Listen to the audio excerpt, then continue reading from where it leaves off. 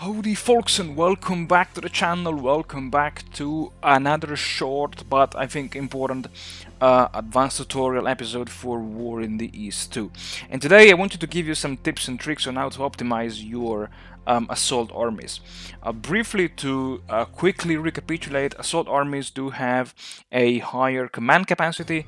The troops under or within the assault armies regain double the amount of CPPs, the combat preparation points, assuming that the entire chain of command is not overloaded, and this includes also the army group HQ for the Axis and the front HQ for the Soviets.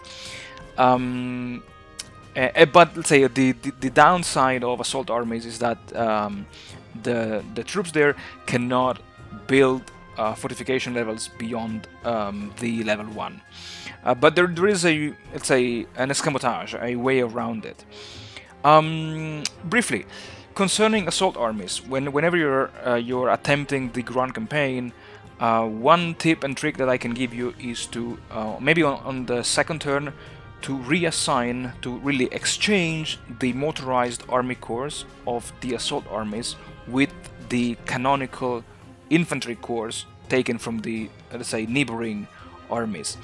Because, let's say, my approach to let's say to the grand campaign, at least in 1941, is to use the infantry to open up a gap in the enemy lines, at least 3 hexes, if not more, and then through this gap rush my motorized and panzer divisions.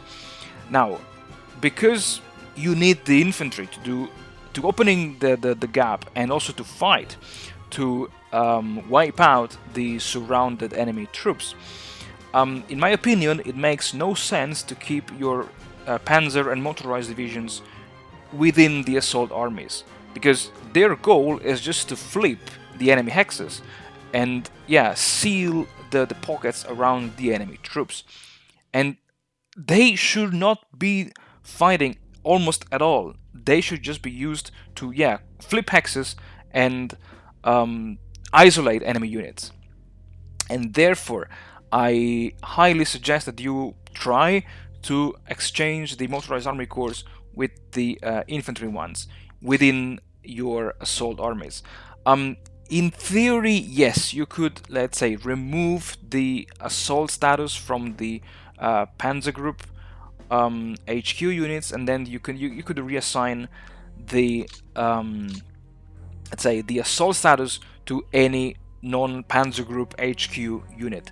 But this will cost you up to 40 APs, and in 1941 you may use your APs when, assuming that you're playing the, let's say, standard campaign and not my historical order of battle modded scenarios. You may need these AP for, let's say, exchanging leaders, building up depots, and doing other things. So the easiest way is just to replace the HQs between the normal and the assault armies. And the advantage of that is that if you do it within the same army group, you do not face the risk of overloading the army group command capacity, which otherwise would incapacitate the whole, let's say, bonuses and features of assault armies. And how to, let's say, circumvent the limitation of the level 1 fortifications?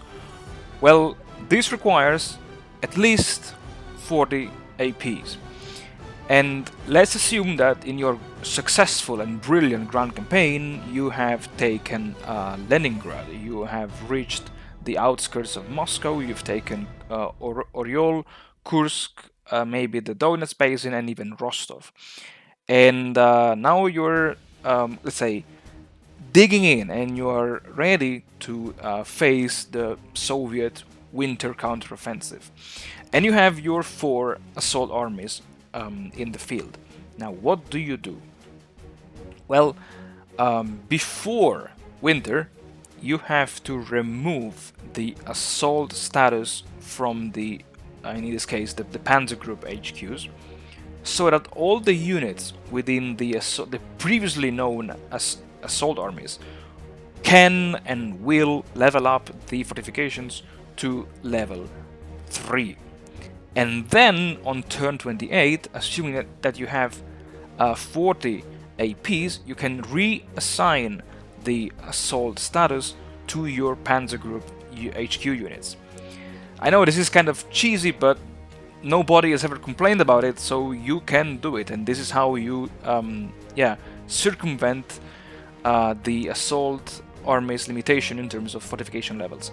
I mentioned, and I won't repeat, on turn 28, which is the last turn of 1941. And why is this? Because the number of assault armies, at least for the Axis, will progressively decrease if you, let's say, remove them. On the manual is written that in 1941 the Axis can have up to 6 assault armies. This is not correct. This has been hard-coded. You cannot change it from the editor, but the Axis can only have 4 assault armies, which are the 4 Panzer groups that you start with in 1941. So if you reassign all of the assault status to your Panzer Group HQs before the onset of 1942, you can start 1942 with 4 assault armies, and you can use this to your advantage for the upcoming 1942 summer offensive. And yeah, that's already it for this tutorial. In the next one, we will finally go through the say strategy of the air war. I think yeah, it will start with the Soviet Air Force. But yeah, and until then, folks, thank you very much for watching. Thank you very much for supporting the channel. I wish you all the best, and yeah, stay tuned until the next advanced tutorial.